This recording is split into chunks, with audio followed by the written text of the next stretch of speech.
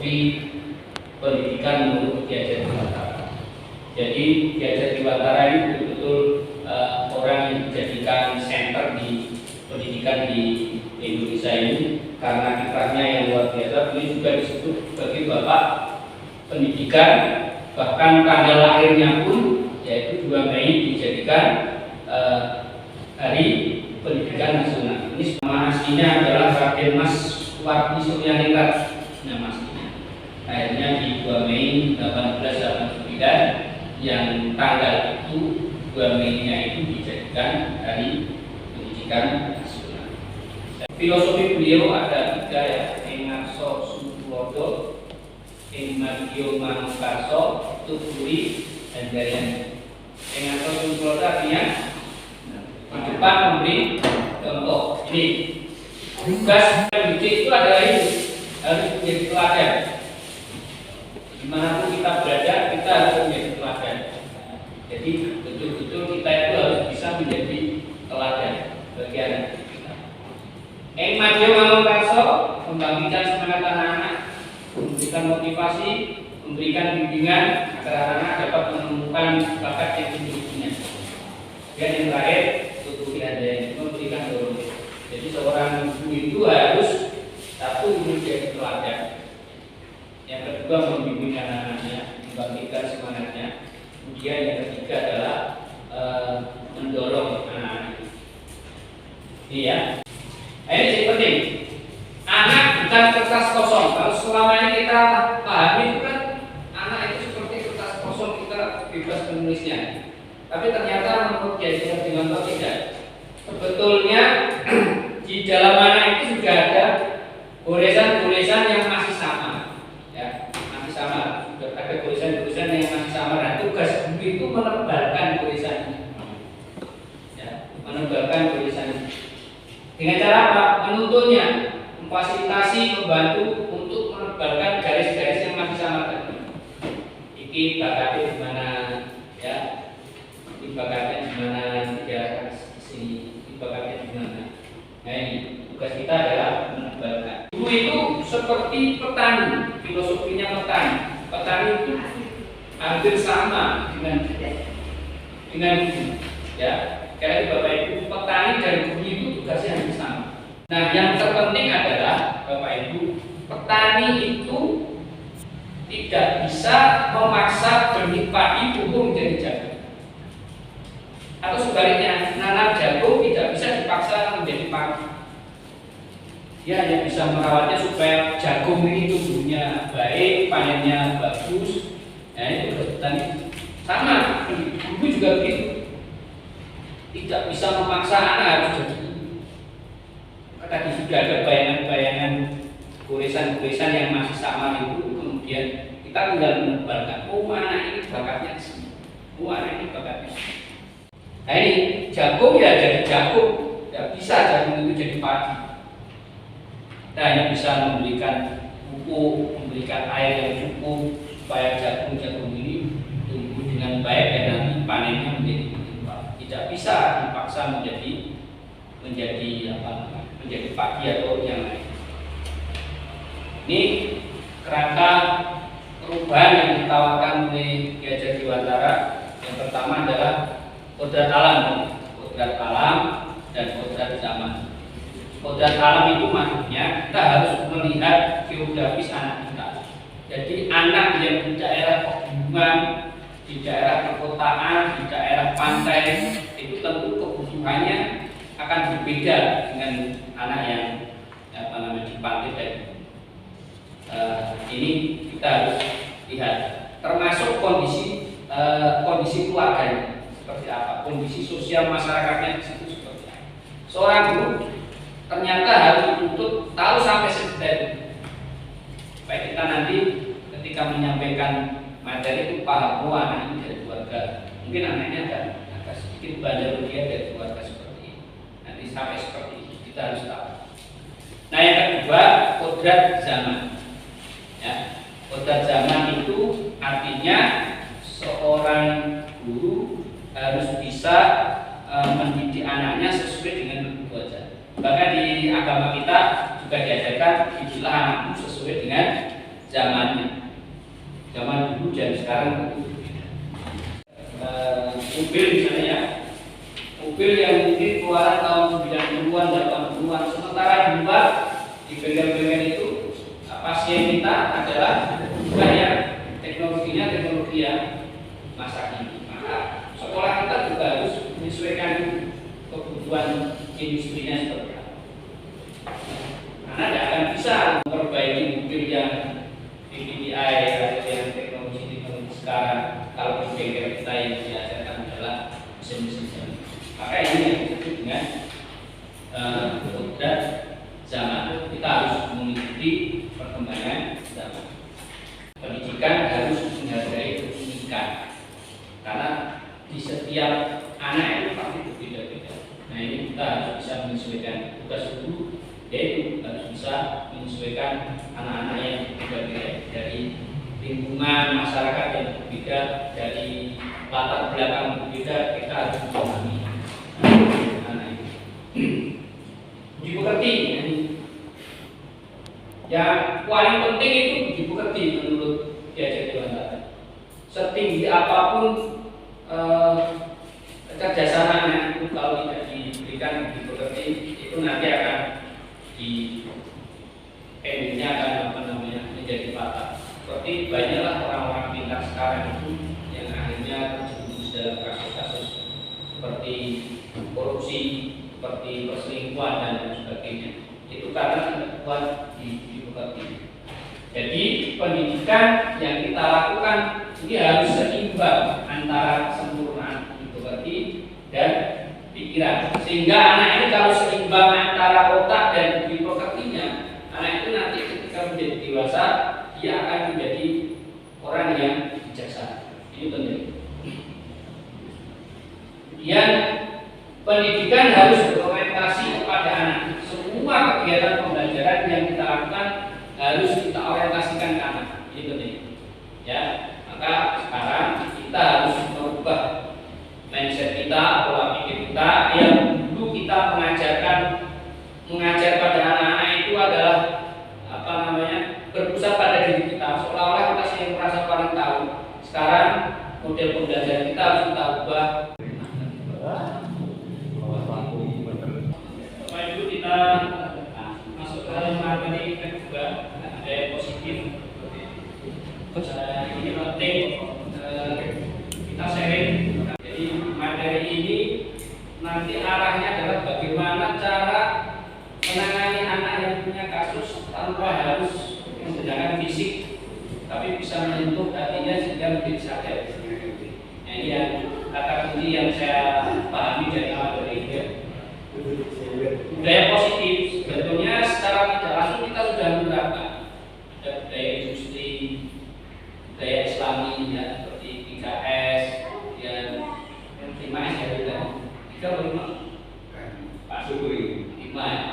5S kemudian budaya Islami, sholat duha, sholat berjamaah itu sudah kita terapkan. Tapi yang terpenting di sini adalah teori motivasi. Teori motivasi ulang. Ada motivasi eksternal, kemudian internal, dan tujuan positif. Contohnya ini, orang yang menghindari ketidaknyamanan atau menghindari hukuman itu akan berpikir apa yang akan terjadi ketika saya melakukan ini. Jadi pikirnya ya aku melakukan ini kok jadinya apa itu sudah dipikirkan. Ya aku telah untuk diumpah anak. Ya, saya tidak kerjakan tugas dan seperti itu motivasi eksternal. Atau mendapatkan imbalan dari orang lain, penghargaan. Apa yang saya dapatkan kalau saya melakukan? Ya.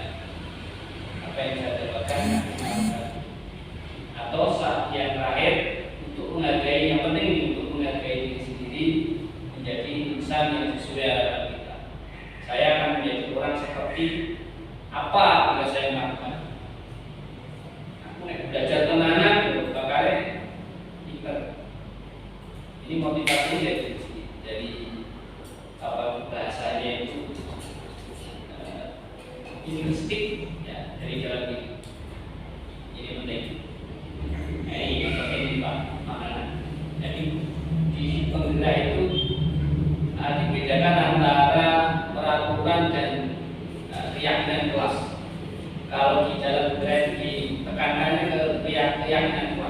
bahasanya itu keyakinan kelas.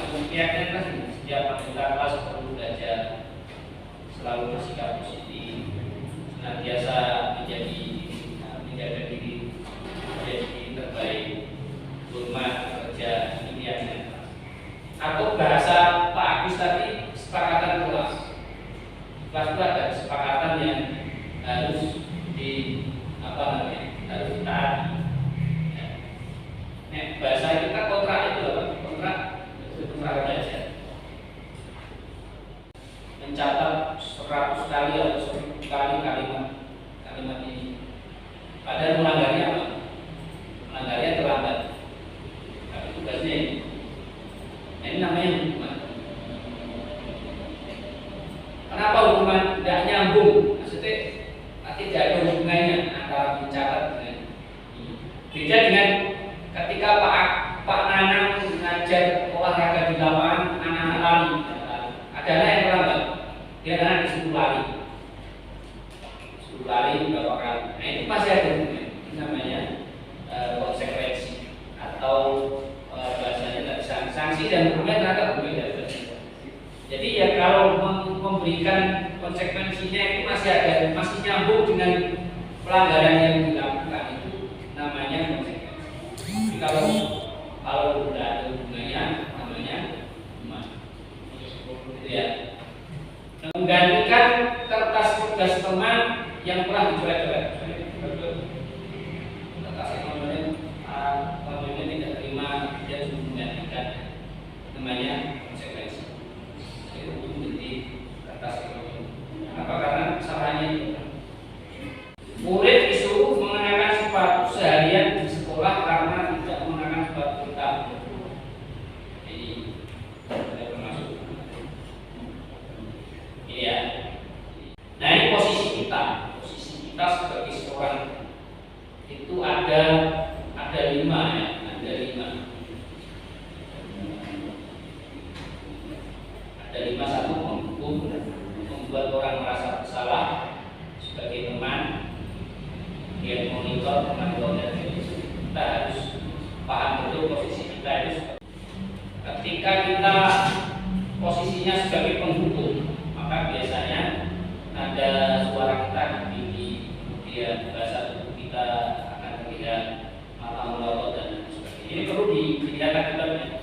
Kemungkinan murid ini akan marah dan menunda dan lain sebagainya. Maka poin penting di sini nanti ada di segitiga restitusi.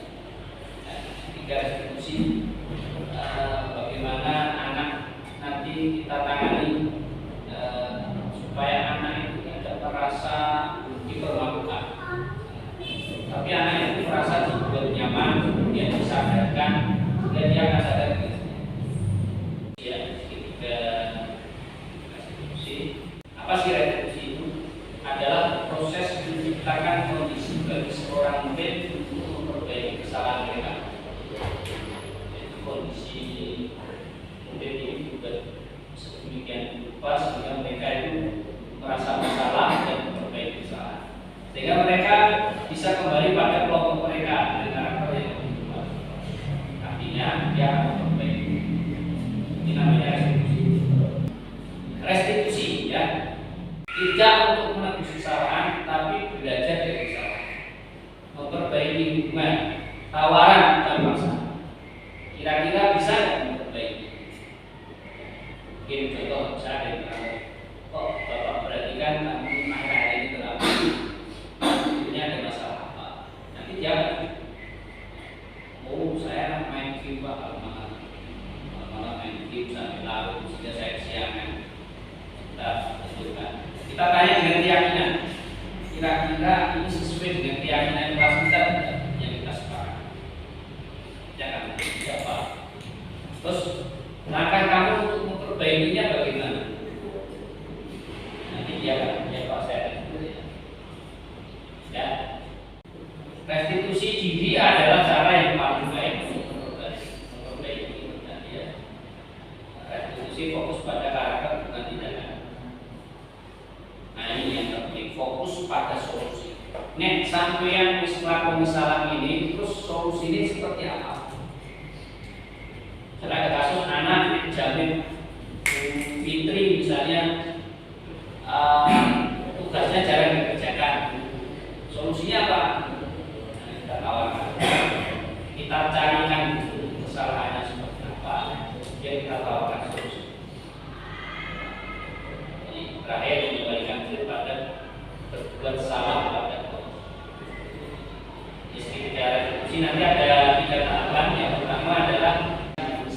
menanyakan identitas, membuat anak nyaman dulu, diajak ngobrol nyaman, ya nyaman. Kemudian validasi tindakan Pak, ini validasi keyakinan.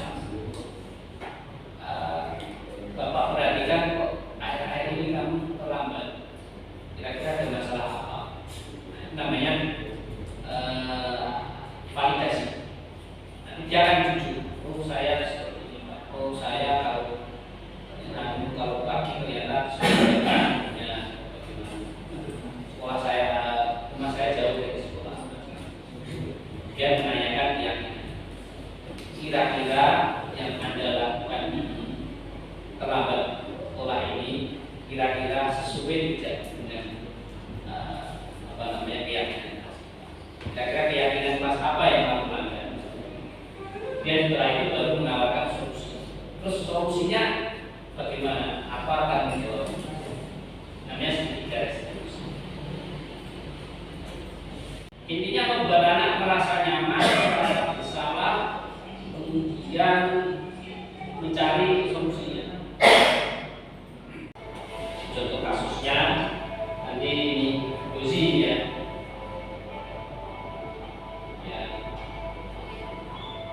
di apa namanya biasanya anak ini sebetulnya seger, tapi ternyata saya itu sering telat.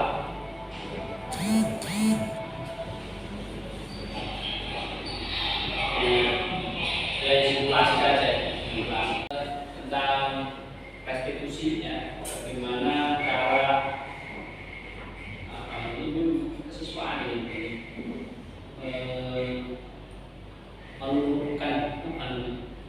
menundukkan perasaan anak ini sehingga anak ini bisa merasa bersalah, kemudian nanti akan bertanggung jawab memperbaiki. Yang pertama tadi adalah menstabilkan identitas dengan cara membuatnya merasa nyaman. Kemudian setelah itu validitas data, validitas kesalahan. Kita lihat kesalahannya apa. Kok tidak biasanya anak ini seperti ini? Kalau kasus saya ini kan dia orang segep, tapi ternyata akhir-akhir ini ternyata sering terlambat. Ternyata di rumah ada kasus seperti itu. Jadi kita bersama-sama mencari solusi atas apa yang disampaikan.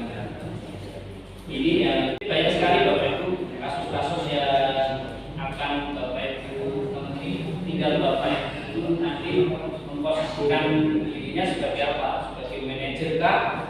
Atau sebagai penghukum? Atau sebagai teman? Sebagai teman itu terlalu dekat juga ada baik. Tapi kadang-kadang kita juga harus memposisikan sebagai teman untuk menggali informasi dari salah kita.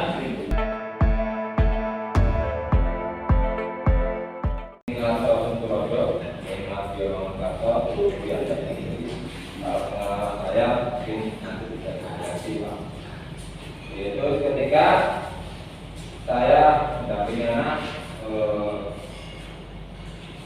futsal, ketika bermain kita memberi teladan supaya bermain dengan sportif, kita beri masukan bagaimana bermain yang baik, bagus.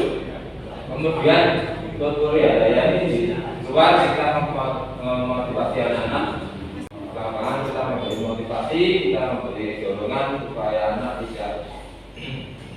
tidak putus asa ketika bermain ketinggalan poin, bermain kurang baik. Kita memberi motivasi terus, kita memberi dorongan supaya anak bersemangat dalam bermain futsal itu, dan nantinya hasilnya akan lebih baik. Mungkin itu dari saya untuk menjawab pertanyaan yang pertama, pengalaman dari saya pribadi. Kurang lebihnya mohon maaf. Assalamualaikum warahmatullahi wabarakatuh. Dan terus ya, ada intinya ada tadi ya. Engasos Mungkulodo, Inmakiu Mangungaso, Kebudi, Andaya yang harus dipegang sebagai seorang ibu. Yang paling berat itu adalah yang pertama, menjadi teladan. Itu tidak hanya di kelas saja, dimanapun kita harus menjadi teladan.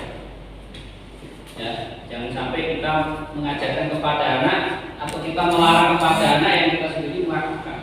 Yang kedua, yang saya sampaikan tadi, teori tentang menuntun. Pendidikan itu sebetulnya menuntun yang akan disampaikan oleh Pak Ali. Assalamualaikum warahmatullahi wabarakatuh. Di sini saya dapat kesempatan untuk membuat refleksi sebenarnya, yaitu bagaimana kesulitan menuntun yang saya melihat dari konteks budaya sosial budaya di daerah saya. Seperti yang disampaikan tadi, untuk menuntun di sini secara umum di pendidikan sudah tugasnya memang menuntun, kita kayak pendamping, bukan lagi kita pengajar. Tapi yang membedakan guru dan pengajar adalah kalau pengajar itu hanya menyampaikan ilmunya, tapi kalau guru itu cenderung dia menuntun tapi juga wajib menyampaikan ilmunya, terus didampingi. Nah, yang di sosial budaya mungkin yang ada di masyarakat itu sebenarnya hampir sama dengan mungkin di sekolah. Jadi kita misalnya kita di rumah dulu, sosial budaya di daerah saya mungkin saya di rumah. Ya seperti yang sampaikan narasumber tadi, kita mulai dari ngajar sholat dulu, ngajari dulu. Yaudah, kita kayak memberi contoh untuk sholat. Setelah itu kita di tengah-tengahnya kan, dari tengah-tengah oke kita memberi contoh, ayo kita ngajar. Kalau saya tentu itu seperti mengajar, ngajar ayo bareng sama-sama. Terima kasih. Ya, anak lahir, setiap kali yang lahir itu pasti mempunyai sifat dasar karakter alamiah. Saya katakan itu sebagai karakter bawaan. Dan kita sebagai pendidik tentunya harus mempertajam di mana dia berada. Di situ akan membawa karakter itu berpengaruh. Jadi kalau dia berada di komunitas yang baik, insya Allah dia terjaga. Tapi kemudian ketika dia berada di luar lingkungan yang baik, dia juga akan terkena imbasnya. Untuk itu kita pintar-pintar, kita harus pandai-pandai membuat lingkungan yang baik, lingkungan yang nyaman untuk anak kita beri kepercayaan, anak-anak kita beri waktu, kita beri kesempatan, kita kasih dia eksplor seluas-luasnya tentang apa yang di dalam anak-anaknya. Jadi kita tidak hanya memberikan batasan-batasan biar anak bisa merdeka ketika dia belajar di sekolah. Mungkin dari saya sekian, mohon koreksinya dari Bapak Ibu semua. Terima kasih. Assalamualaikum.